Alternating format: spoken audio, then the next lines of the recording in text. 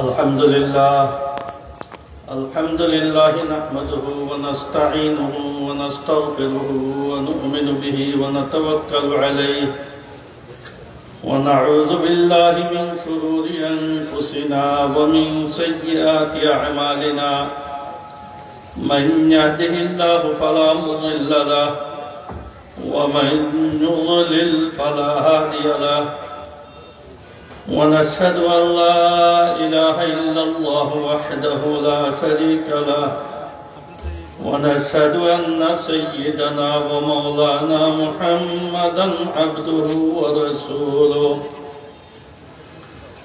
أما بعد فأعوذ بالله من الشيطان الرجيم بسم الله الرحمن الرحيم اليوم أكملت لكم دينكم وأتممت عليكم نعمتي ورضيت لكم الإسلام دينا صدق الله مولانا العظيم وصدق رسوله النبي الكريم والحمد لله رب العالمين اللهم صل وسلم وبارك على سيدنا ومولانا محمد وعلى آله وأصحابه كما تحب وترضى عدد ما تحب وترضى يا كريم تحفظ ختم নবুয়তের উদ্যোগে আজকের এই দিনী মহাসম্মেলনের সম্মানিত সভাপতি, উপস্থিত হযরত উলামায়ে কেরাম, বরাদরানে ইসলাম, আল্লাহ জাল্লা জালালুহু আম্মা নওয়ালুহু পৃথিবীর মধ্যে সর্বশ্রেষ্ঠ মখলুক মানুষ আল্লাহ তাআলা সৃষ্টি করেছেন। গড় গঠনের সবচেয়ে সুন্দর, লাকাদ খালাকনাল ইনসানা ফি আহসানি তাকবীম, মর্যাদার দিক দিয়ে সব মখলুকের থেকে শ্রেষ্ঠ, লাকাদ কাররামনা বনি আদম। এই সুন্দর গড় গঠনের মখলুক মানুষ,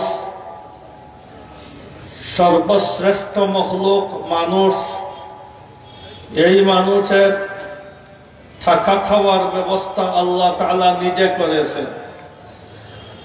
এই পৃথিবী, আলো বাতাস, ফল ফ্রুট, শাক সবজি, মাছ গোশত, গম চাউল সব আল্লাহ তাআলার দেওয়া। আল্লাহ তাআলা এই মানুষ জাতিকে শিক্ষিত বানানোর জন্য, সভ্য বানানোর জন্য, ইহ পরকালীন কামিয়াব মানুষ বানানোর জন্য আল্লাহ তাআলা তার নিজের পক্ষ থেকে মানুষ জাতির মধ্যে সবচেয়ে শ্রেষ্ঠ এক জামাত লক্ষাধিক আম্বিয়ায়ে আযমকে শিক্ষক রূপে আল্লাহ তাআলা পাঠিয়েছেন।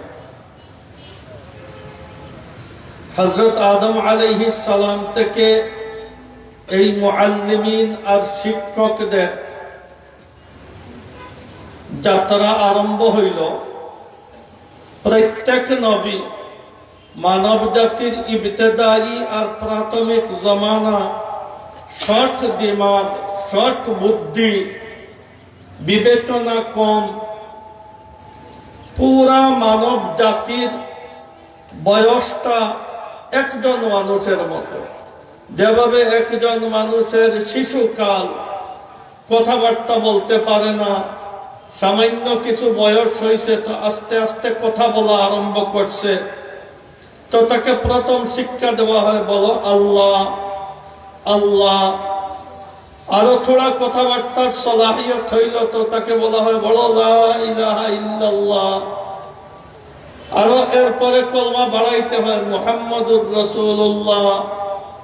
আরো কিছু আগ বাড়লো তো তাকে সূরা ফাতিহা শিক্ষা দেওয়া হয়। যতই তার যোগ্যতা বাড়তেছে ততই তার সবক আস্তে আস্তে বাড়তেছে। ঠিক এইভাবে আদম আলাইহিস সালামের জামানায় মানুষের বিবেক বিবেচনা দিমাগ খুব শর্ট ছিল, যার কারণে খুব সীমিত দিনের এক দাওয়াত ছিল, লা ইলাহা ইল্লাল্লাহ আদম ও সফিউল্লাহ। আর উলামায়ে কেরামের কিতাবাদিতে পাওয়া যায় ফজরের নামাজ ছিল। কোন গড় গঠনের ছিল এটা আমাদের জানা নাই, কোন কিতাবাদিতেও নাই। মানে ফজরের নামাজ হিসাবে ছিল সামান্য কিছু আল্লাহ তাআলার ইবাদত করা। হযরত শীস হযরত ইদ্রিস আলাইহিস সালামের জামানায় এইভাবে শর্ট দিন ছিল।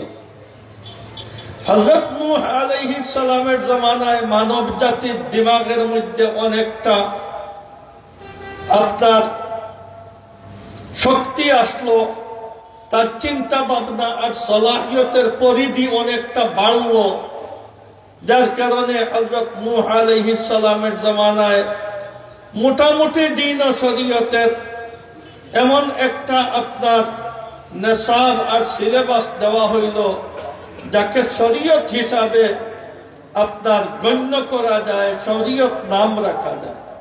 হযরত নূহ আলাইহিস ইসলামের আগের দিনের শরীয়তের কোন ধরনের সকল আর আপনার গড় গঠন হয় নাই।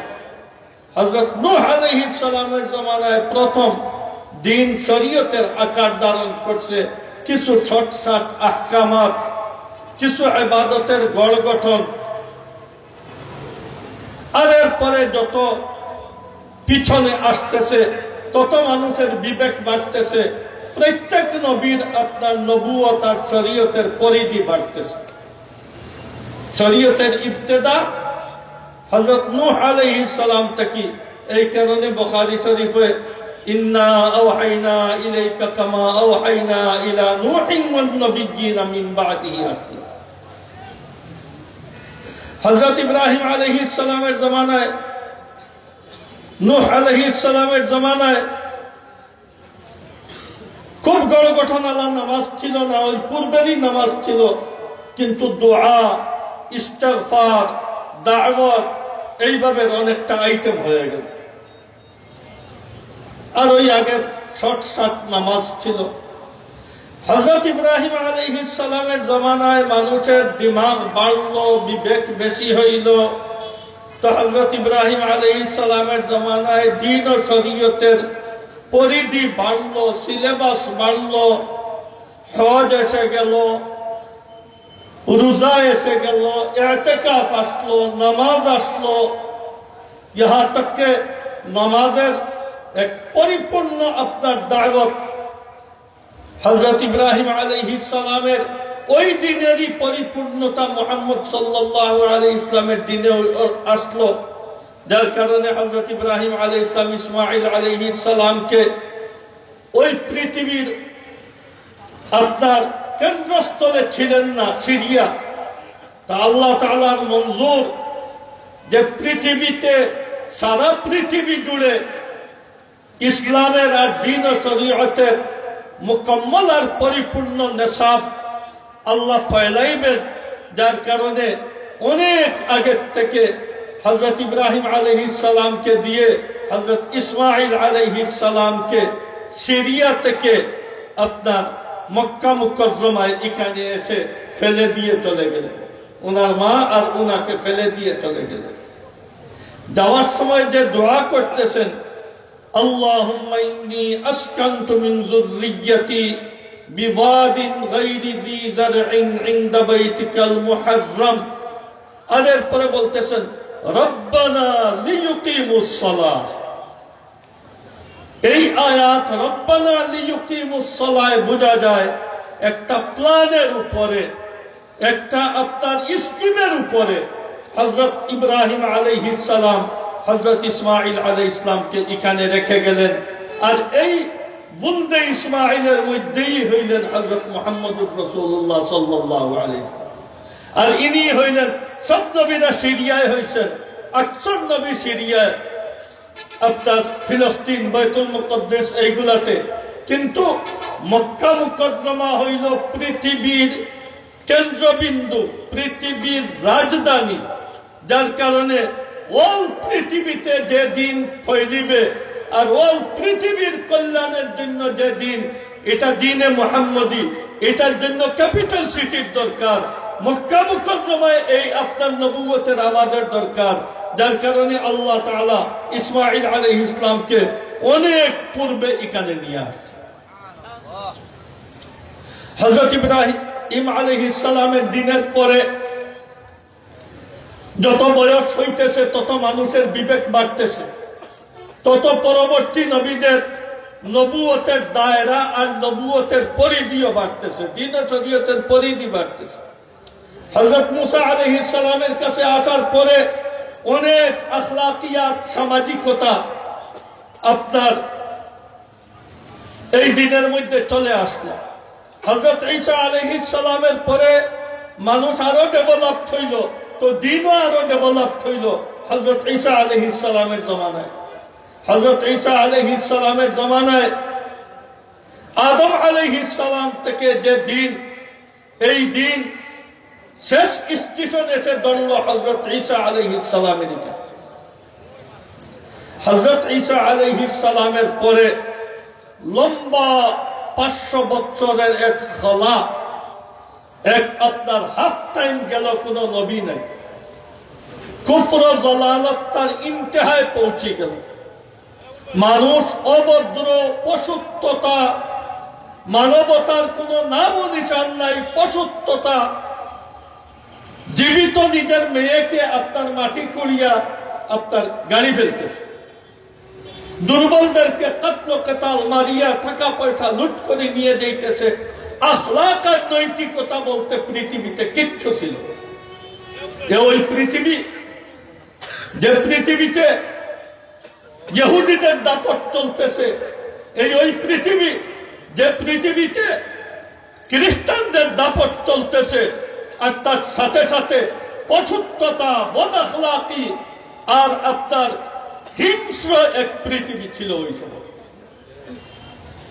কোথায় ছিল ওই সভ্যতা? যার কারণে সভ্যতা বলতে ইহুদিদের কাছে কোনো সভ্যতা নেই, সভ্যতা বলতে হিন্দুর কাছে কোনো সভ্যতা নেই, মূর্তি পূজকদের কাছে কোনো সভ্যতা নেই, সভ্যতা বলতে ঈসাইদের কাছে, খ্রিস্টানদের কাছে কোনো সভ্যতা নেই। যদি থাকতো তাহলে মুহাম্মদ সাল্লাল্লাহু আলাইহি ওয়াসাল্লামের আগে বুত পূজকদের জমানা ছিল, খ্রিস্টানদের জমানা ছিল, ইহুদিদের জমানা ছিল। কোথায় ছিল সভ্যতা? কোথায় ছিল মানবতা? এটা দলিল যে বুত পূজার মধ্যে কোনো সভ্যতা নাই, মানবতা নাই। খ্রিস্টানিজমের মধ্যে কোনো সভ্যতা নাই, মানবতা নাই। ইহুদিজমের মধ্যে কোনো সভ্যতা নাই, মানবতা নাই। বৌদ্ধজমের মধ্যে কোনো সভ্যতা নাই, মানবতা নাই। যখন সারা পৃথিবী সভ্যতা থেকে খালি হয়ে গেল, জিরো, মানবতা বলতে কোনো জিনিস নাই, শুধু মানুষের সকলের দুই ঠেঙ্গি পশুর মতো মানুষ বসবাস করতেছে, ওই সময় গোটা পৃথিবীকে কিয়ামত পর্যন্তের জন্য শিক্ষিত বানানোর জন্য, সভ্যতার দর্শ দেওয়ার জন্য, দামি মানুষ বানানোর জন্য, মানবতা শিখানোর জন্য, মানবাধিকারের দর্শ আর সবক নিয়ে হযরত মুহাম্মদুর রাসূলুল্লাহ সাল্লাল্লাহু আলাইহি ওয়াসাল্লাম আসলেন। হযরত মুহাম্মদ সাল্লাল্লাহু আলাইহি ওয়াসাল্লামের জমানায় মেডিকেল সায়েন্স অনেক ঊর্ধ্বে ছিল, হস্তশিল্প মানুষ ইন্তিহায় পৌঁছছিল। যার কারণে মানবিক দিমাগ আর মানবিক জ্ঞান বুদ্ধি তার জওয়ানির মধ্যে ছিল। এই কারণে পুরা মানব জীবনকে কন্ট্রোল করার জন্য, পুরা আপনার কিয়ামত পর্যন্ত মানব পৃথিবীকে কন্ট্রোল করার জন্য কাবিল ও মুকম্মল, পরিপূর্ণ, অত্যাধুনিক, মডার্ন এক দ্বীন ও শরীয়ত নিয়ে মুহাম্মদ সাল্লাল্লাহু আলাইহি ওয়াসাল্লাম। এত মডার্ন যে কিয়ামত পর্যন্ত কালের যত পরিবর্তন আসবে, কোরআন সুন্নাহর মধ্যে কোন ধরনের ওয়েল্ডিং করা লাগবে না, কোন ধরনের আপনার সংস্কারের প্রয়োজন পড়বে না, কোন ধরনের আপনার কোন বেশকমের প্রয়োজন পড়বে না, কোন তালি দিতে হবে না, কোন সংস্কার হবে না, বেআইনিহি দ্বীনে মুহাম্মদী, শরীয়তে মুহাম্মদী চলবে। আজ পর্যন্ত কোন ইহুদি, আজ পর্যন্ত কোন হিন্দু, আজ পর্যন্ত কোন খ্রিস্টান, কোন অমুসলিম এখন পর্যন্ত প্রায় ১,৫০০ বছর অতিবাহিত হইতেছে, কেউ এই আপনার অভিযোগ উত্থাপন করতে পারে নাই যে দ্বীনে ইসলামে মানব জীবনের ফলনা সাইডের ফলনা আইটেম বা সমস্যার কোন সমাধান দ্বীনে ইসলামে নাই। আজ পর্যন্ত কোন গয়র মুসলিম এই কথা বলতে পারে, কারণ এই দিন দ্বীনে মুকম্মল খুদ আল্লাহ তাআলা 10 হিজরির ইয়াউমে আরাফায় খুদ আল্লাহ তাআলা নিজে এই এলানের ঘোষণা করতেছেন, আল-ইয়াওমা আকমালতু লাকুম দীনাকুম ওয়া আতমামতু আলাইকুম নি'মাতি ওয়া রাদিতু লাকুমুল ইসলাম দীনা।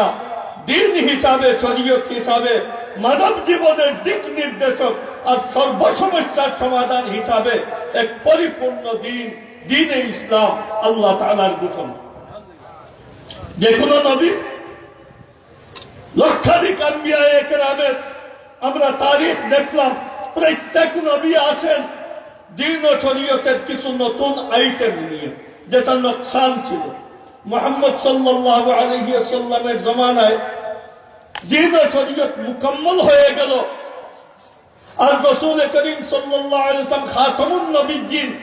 তাহলে আল্লাহর পক্ষ থেকে যত ইলম আসার দরকার, আল্লাহর পক্ষ থেকে মানব জীবনের যত দিক নির্দেশনার দরকার, সব যখন মুকম্মল হয়ে গেল, পরিপূর্ণ হয়ে গেল, তখন এখন আরেক নবীর কি প্রয়োজন? কি প্রয়োজন ছিল? মুসাইলামা কাযযাব নবুয়তের দাবি করছে, আসওয়াদ আনাসি নবুয়তের দাবি করছে, হযরত আবু বকর সিদ্দিক রাদিয়াল্লাহু তাআলা আনহু ইয়ামামার যুদ্ধে আপনার মুসাইলামা কাযযাবকে খতম করে ফেলতেন। নবুয়ত যদি চলতো তাহলে এই ব্রিটিশের পালা গোলাম আহমদ কাদিয়ানি থেকে তো অনেক যোগ্যতা সম্পন্ন মুসাইলামা কাযযাব ছিল, তাহলে নবুয়ত তো ওই সময়ই চলতো। রাসূল করিম সাল্লাল্লাহু আলাইহি ওয়াসাল্লাম বলেন, হাদিস শুনবেন, সব হুজুররা আসি বলবে, আনা খাতামুন নবিয়্যিন লা নবিয়্যা বা'দি। হযরত ওমর রাদিয়াল্লাহু তাআলা আনহুর ব্যাপারে বলেন, লা কানা নবিয়্যান বা'দি লা কানা ওমর। ওমরের স্বভাব, ওমরের ফিতরত আর ওমরের আপনার নেচার এইভাবে, এক নবীওয়ালা নেচার। আমার পরে নবুয়তের কোন দরজা খোলা থাকতো তাহলে ওমর নবী হইত। বুখারী শরীফে আপনার riwayat যে হযরত ইব্রাহিম রাসূল করিম সাল্লাল্লাহু আলাইহি ওয়াসাল্লামের সাহেবজাদা মুদ্দতে রাজাআতে দুধ পান করার বয়সেই ইন্তেকাল করছে। তাই এখানে বুখারীর riwayat যে মুহাম্মদ সাল্লাল্লাহু আলাইহি ওয়াসাল্লামের পরে যদি নবুয়তের দরজা খোলা থাকতো তাহলে ইব্রাহিম জিন্দা থাকতেন, আল্লাহ তাআলা ওনাকে নবী বানাইতো। কিন্তু যেহেতু মুহাম্মদ সাল্লাল্লাহু আলাইহি ওয়াসাল্লামের পরে নবীয়তের দরজা বন্ধ হয়ে গেছে, যার কারণে আপনার কোন নবী এর পরে আসবে না। কি নবী আসবে না? পরিপূর্ণ নবী আসবে না, ছায়া নবী, জিল্লি নবী আসবে না, সিকি নবী আসবে না, লা নবিয়্যা বা'দি, লা নফিয় জিনস। কোন ধরনের নবুয়তের কোন কিছু, কোন ধরনের নবুয়ত চলবে না। এই হইল ইসলামের আকীদা। কেউ যদি খতমে নবুয়তের আকীদা না মানে, গোলাম আহমদ কাদিয়ানীকে নবী বা মুজাদ্দিদ মানে, খতমে নবুয়ত না মানার অর্থ হইল রিসালাত আর নবুয়তে মুহাম্মদীকে পরিষ্কার ইনকার। কোন মানুষে খতমে নবুয়ত না মানে তাহলে তার লা ইলাহা ইল্লাল্লাহ, আপনার আল্লাহ ছাড়া কোনো মাবুদ নাই, টুকরা কোন এতবার নাই, কোন অর্থ নাই। খতমে নবুয়ত না মাননেওয়ালা মূর্তি পূজক যেভাবে, খ্রিস্টান যেভাবে, ইহুদি যেভাবে, নাস্তিক যেভাবে, এইভাবে ও কাদিয়ানি যে খতমে নবুয়ত মানবে না। এর মধ্যে কোন পার্সেন্টেজের বেশ কম নাই। এক কাফির আর এক কাদিয়ানির মধ্যে কোনো বেশ কম নেই। বলছে কাফির পরিষ্কার, নেফাক নাই, আর এই কাদিয়ানির মধ্যে কুফরি তো পরিপূর্ণ আছে, তার সাথে সাথে নেফাকের অতিরিক্ত নাজাসত আছে। কেন আসলো? ব্রিটিশ এই দেশে 190 বছর এই দেশকে লুটতরাজ করছে, মানুষকে খুন করছে, লক্ষ লক্ষ মানুষকে, আমাদের মা বোনদের ইজ্জতকে লুণ্ঠন করছে। কিন্তু আজকালকার অশিক্ষিত বলবো না মূর্খ বলবো না সুপরিকল্পিত ভাবে বলবো যে 190 বছরের খুনি দেখাই এদের কোন আলোচনা আজকে সরকারি কোন মজলিসেও নাই, আমাদের কোন মজলিসেও নাই, কোন জায়গায় এই আলোচনা নাই। 190 বছরের এই বিদেশি যারা এই কাদিয়ানির জন্ম দিয়েছে, এই কাদিয়ানি পরবেজের জন্ম দিয়েছে, মুসলমানের লুটতরাজ করছে, মুসলমানকে আপনার অশিক্ষিত বানানোর চেষ্টা করছে, মুসলমানের ধর্ম খতম করার চেষ্টা করছে এই ব্রিটিশ। এদের বানানো আপনার ইসলাম ধ্বংস করার বিভিন্ন প্ল্যান প্রোগ্রামের মধ্যে এই ব্রিটিশ আর খ্রিস্টানদের এক প্রোগ্রাম হইল গোলাম আহমদ কাদিয়ানির মতো একটা অভদ্র, একটা দুষ্ট বদমাইশকে আপনার নবী বানাইছে। বদমাইশ যখন নবী, তো তার মর্যাদা কি শুনবেন? গাদার আপনার অর্শ রোগ ছিল, তো রক্ত বাহির হইত, তো সে বলল আমার মর্যাদা হইল আমার হায়েজ আছে, আমি পুরুষ, আমার হায়েজ আছে, এটা মর্যাদা। গোলাম আহমদ কাদিয়ানির মর্যাদা। নবী যে গাদা, তার মর্যাদাও ওই তালের দাদা সারা জিন্দগি। এরপরে তার কিতাবে এসে আপনার এলান করলো আমি জেহাদকে মনসুখ করতেছি, কোরআন শরীফের বিভিন্ন আয়াতের আপনার সে মনসুখ করলো, এইগুলার আপনার সমাধান দিল। এর মানে হইল তার খুদা হইল ব্রিটিশ খ্রিস্টান, আর হে হইল তাদের নবী। হেরা খুনি, ডাকাইত, চোর, অসভ্য, তাদের আপনার নবীরও হইল এই হাত। যার কারণে আজকে তার সারা পৃথিবীর মধ্যে তাদের কেন্দ্রস্থল, মরকজি অফিস হইল আপনার হাইফা, ইসরায়েলে, আর তাদের সারা টাকার যোগান দেয় ইহুদিরা। ইহুদি আকাদের নবী, খ্রিস্টান আকাদের নবী, ইসলাম ধ্বংস করার বিভিন্ন পন্থার মধ্যে এক পন্থা হইল ওলামায়ে কেরাম। এর বিভিন্ন দিক নিয়ে আলোচনা করবেন আপনাদের কাছে। আমি এক সাইডের সামান্য কথা বলতে চাই। কাদিয়ানি বিরোধিতা, কাদিয়ানির সম্মিলনকে খতম করা, এটাকে কেউ যদি মনে করে যে অশান্তি সৃষ্টি করা হইতেছে, বাড়াবাড়ি হইতেছে, তাহলে জামাত বিরোধিতা এটা কি অশান্তি শৃঙ্খলা বিশৃঙ্খলা নয়? সরকার বিরোধী কোন কাজ বা জঙ্গি সংগঠনের বিরোধিতা করা বিশৃঙ্খলা নয়? যদি এক সরকারের বিরোধী, স্বাধীনতা বিরোধী কোন মানুষকে সাইজ করা আর তার শক্তিকে খতম করার নাম যদি শান্তি হয়ে থাকে, তাহলে খতমে নবুয়তের বিরুদ্ধে, সারা মুসলমানদের বিরুদ্ধে নতুন ধর্ম আর নবুয়তের দাবি করনেওয়ালা এর চাইতে হিংস্র আর এর চাইতে বড় অশান্তি পৃথিবীতে কি হইতে পারে? একটা টিউমার অপারেশন করা যদি ভালো কাজ হয়ে থাকে, মানুষকে অপারেশন করে সুস্থ শরীরের স্বাস্থ্যবান বানানো যদি সেবা হয়ে থাকে, তাহলে ইসলামের মধ্যে ধর্মীয় কোন টিউমারে যদি দেখা দেয়, তার অপারেশন করা হইল ইসলামের খিদমত, মুসলমানদের খিদমত। 2 বিঘা 3 বিঘা জমিতে রাজত্ব চালাইয়া এই রাজত্বের বিরোধী মানুষকে যদি খতম করার নাম শান্তি হয়, তাহলে 150 কোটি পৃথিবীর মুসলমানদের ইমানের উপরে আঘাত দেয়, 1500 বছরের প্রচলিত দ্বীনে ইসলামের বিরুদ্ধে যদি কেউ নবুয়তের আর দ্বীন ও শরীয়তের দাবি করে, এই টিউমারকে খতম করা কত বড় শান্তির প্রোগ্রাম। ঘরে আগুন লাগছে, মানুষে হই হুল্লুর করি, মানুষ জমা হয়েছে, কেউ কলসি দিতেছে, কেউ বালতি দিতেছে, কেউ ফায়ার ব্রিগেডকে আনতেছে, আর সবাই যে যেভাবে পারতেছে কাপড় চুপড় সব পানিয়ে টানিয়ে নষ্ট হইতেছে, আর মানুষে আপনার আগুন নিবাইতেছে। এটাকে যদি আপনার অশান্তি বলেন, আর এটাকে যদি আপনার শান্ত পরিবেশকে অশান্ত করা, তো তুমি এক ছাগল ছাড়া তোমাকে মানুষ স্বীকৃতি দেওয়া যাবে।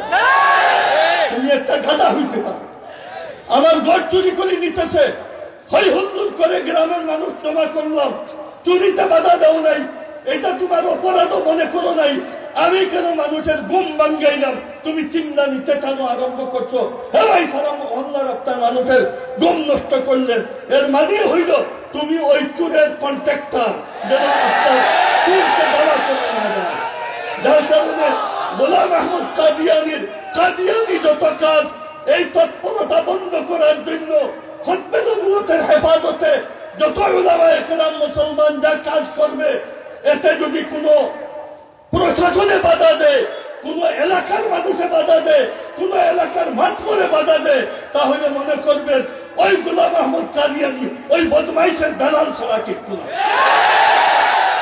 যার কারণে শান্তি চাও, দেশের কল্যাণ চাও, তাহলে দেশ বিরোধী আর জঙ্গি সন্ত্রাসী দমন করা, যেভাবে দেশের জন্য কল্যাণ আর মঙ্গলজনক, এইভাবে ইসলামের জঙ্গি আর সন্ত্রাসী গোলাম আহমদ কাদিয়ানি, তাকে দমন করার নাম শান্তি, তার দমন করার নাম কল্যাণ। এইটার ব্যাপারে সবাই সহযোগিতা করা দরকার। ইহা করতে এই দেশে যে মাইনরিটি হিন্দুরও সহযোগিতা করা দরকার। যে মুসলমান তার ধর্ম নিয়ে চলতেছে, তুমি আরেকজন মুসলমান ধর্মের আপনার নষ্ট করার জন্য কেন আসছো? যার কারণে গোলাম আহমদ কাদিয়ানির পক্ষ অবলম্বন করি, শান্তির স্লোগান দেনেওয়ালা এই বদমাইশগুলা ও গোলাম আহমদ কাদিয়ানির দালাল ছাড়া এরা ভালো মুসলমান নয়। এটা হামেশা মনে রাখবেন। যে বাধা দিবে কাদিয়ানি বিরোধিতা করতে, পুলিশ বাধা দেয়, প্রশাসন বাধা দেয়, এলাকার কোন এমপি আর মন্ত্রী বাধা দেয়, তাহলে মনে করবেন গোলাম আহমদ কাদিয়ানির দালাল, পয়সা খাওয়া পালাটিয়া দালাল। আল্লাহ জাল্লা জালালুহু আম্মা নওয়ালুহু আমাদেরকে খতমে নবুয়তের হেফাজতের জন্য কবুল করুক। আমরা যতদিন এই দেশের জেনারেল শিক্ষিত হোক, পাবলিক হোক, দ্বীনে মুহাম্মদীর রাসূল সাল্লাল্লাহু আলাইহি ওয়াসাল্লামের কোন উম্মত কাদিয়ানি কোনদিন এক উম্মত এই দেশে থাকলে গোলাম আহমদ কাদিয়ানি এই দেশে সম্প্রসারিত হইতে পারবে না। আপনারা প্রত্যেক জায়গায়, এটা শুধু হুজুরদের জিম্মাদারি নয়, যত মানুষ মুসলমান সবে খতমে নবুয়তের কাজ করবে, এটা কোন হুজুরদের কাজ নয়। ওয়া আখিরু দাওয়ানা আলহামদুলিল্লাহি রাব্বিল আলামিন।